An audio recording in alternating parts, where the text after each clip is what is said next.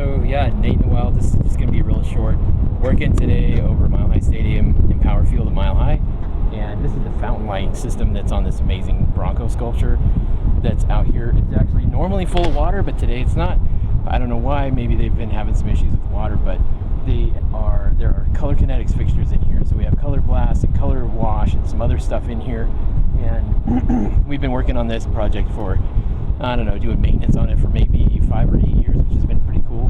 And I think they put it in about that long ago, and we've been out here maintaining it, building it back. The original guys that put it in, I'm not going to hammer on them, but they didn't do it right.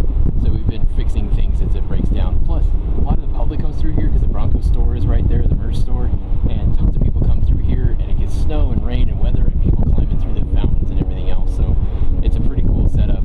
And so today we were out fixing some of the lights, and what was cool is these lights have been bad for at least maybe 3 years now that I've known about, but because of all the construction, we haven't been able to get in here. So we finally were able to get in here on our schedule. All the construction is done, and we tore it all apart, put it all back together, and it works perfectly. I'm so happy. So I'm just thrilled that Color Kinetics lights. If you ever ask any questions about who's got the best lights, it's Color Kinetics.